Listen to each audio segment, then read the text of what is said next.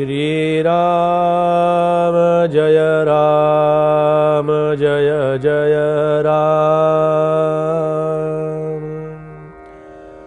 श्रीराम जय राम जय जय राम। श्रीराम जय राम जय जय राम। जे अनंत ब्रह्मांडे घडी लीळा विनोदेची मोडी, आपण आदिपुरुषी दडी मारून राहे श्रीराम। फार सुंदर अशा प्रकारचं हे समर्थांचं चिंतन या शारदा मातेचं वर्णन समर्थ करतायत। शारदा ही फक्त आम्ही आमच्या पूजनाच्या वेळेला दर्शन घेताना तेवढ्यापुरता हात जोडणं, नमस्कार करणं, पण शारदेचं सामर्थ्य आम्हाला माहिती नसतं। शारदेच्या सामर्थ्याची आम्हाला कल्पना नसते। शारदेचं खरं दर्शन आम्हाला माहिती नसतं। पहा, दर्शन आम्ही घेऊन आलो किंवा दर्शन घेतो हा शब्द ज्या ठिकाणी संपतो ना, त्या ठिकाणी खरं दर्शन असतं, त्या ठिकाणी खरी त्याची प्राप्ती असते। मी दर्शनाला चाललोय, अरे दर्शनाला चाललोय हाच शब्द मिथ्या आहे, तो शब्द चुकीचा आहे। मी दर्शनाला जाऊ शकत नाही। त्याचं कारण असं की मला दर्शनासाठी कुठे जाण्याची गरजच नाही, आवश्यकता नाही। या चिंतनाच्या माध्यमातून चाललंय बरं का। नाही तर लोक म्हणतील बरं झालं बुवा, आम्हालाही तेच पाहिजे होतं, कशाला देवात जायचं, कशाला मंदिरात जायचं, कशाला पूजा करायची, कशाला ग्रंथ वाचायचे, कशाला हे सगळं तीर्थयात्रा करायच्या, अशा अर्थानं नाहीये ते। पण आम्ही तीर्थयात्रेला जावं, देवदर्शनाला जावं, पण काय करावं? नाना तीर्थक्षेत्रास जावे, तेथे त्या देवाचे पूजन करावे। ब्रह्मांडाला निर्माण करणारी शक्ती, ब्रह्मांडाची निर्मिती, हे ब्रह्मांड जे आहे हे पिंडी ते ब्रह्मांडी असं म्हटलेलं आहे। इथे थोडासा वेदांताचा भाग आहे, तत्वज्ञानाचा भाग आहे, थोडा क्लिष्ट भाग आहे, पण तो आपण सोपा करूया।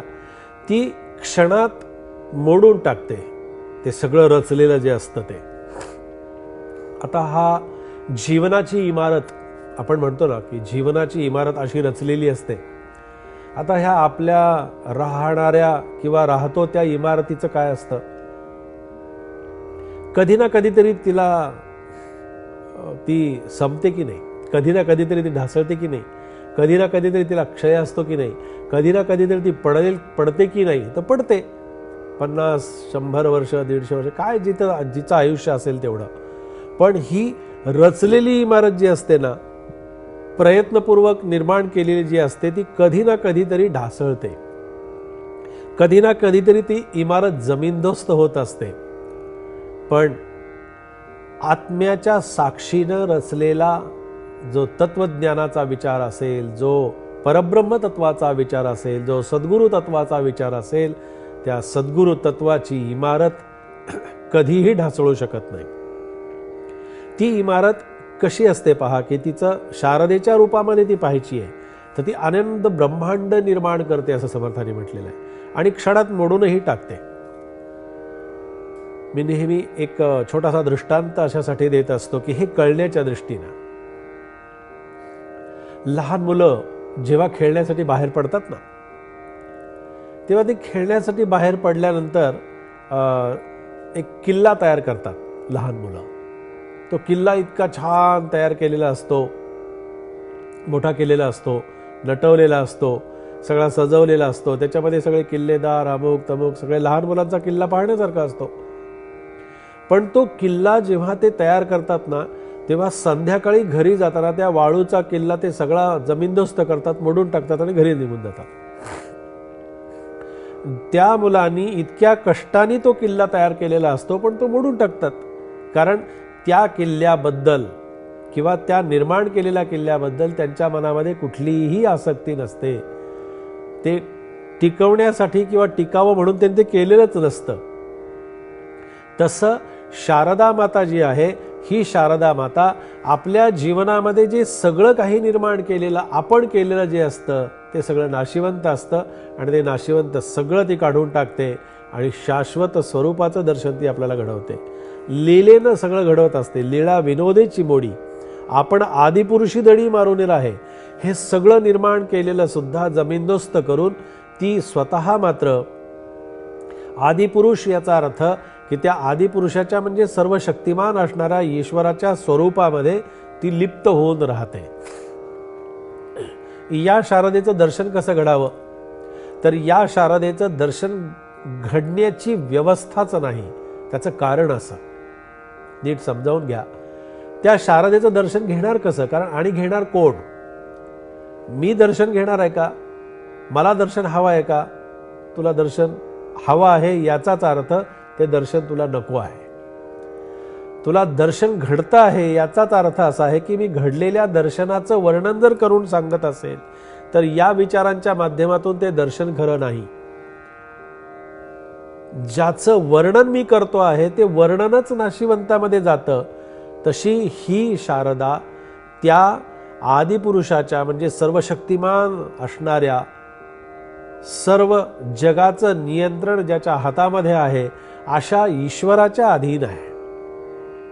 आणि म्हणून अशी शारदा जी आहे ती ब्रह्मांड निर्माणही करते, क्षणात मोडूनही टाकते.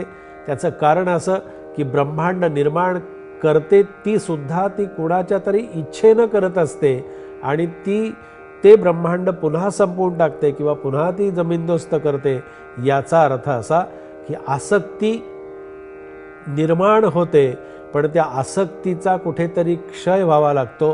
ती आसक्ती संपावी लागते आणि संपली नाही तर ती साधनेच्या अंगानं, उपासनेच्या अंगानं, ज्ञानामृताच्या अंगानं, भावामृताच्या अंगानं ती आपल्याला शक्ती आपल्यामध्ये जागृत ठेवावी लागते. आणि अशा शारदेचं दर्शन आपण घ्यावं. ते दर्शन घेताना सुद्धा मी माझं अस्तित्व विसरून दर्शन घ्यावं. मी माझं अस्तित्व ठेवून जोपर्यंत दर्शन घेतो ना तोपर्यंत ते खरं दर्शन असत नाही. मी माझं अस्तित्व ठेवून त्याचा विचार ऐकण्यासाठी जेव्हा बाहेर जाण्याचा प्रयत्न करतो, परमार्थामध्ये बाहेर जाण्याची व्यवस्थाच नाही आहे. बाहेर जाणार कुठे? बाहेर जाण्याची व्यवस्था आहे का? तर व्यवस्था नाही. खऱ्या अर्थानं माझी ती अवस्थाही नाही. मग अवस्थेच्या पलीकडे जायचं आहे अशी व्यवस्था जिथे निर्माण होते ती व्यवस्था म्हणजे शारदेच्या रूपामध्ये ती आपल्याला पाहायला मिळते. आणि अशी शारदा आमच्या नित्य स्वरूपामध्ये, आमच्या नित्य सान्निध्यामध्ये असते, पण तिचं दर्शन आम्हाला नसतं. ते दर्शन व्हावं याच्यासाठी हे समर्थांचं समर्थ चिंतन आज आपण या ठिकाणी श्रवण केलेलं आहे. जय जय रघुवीर समर्थ.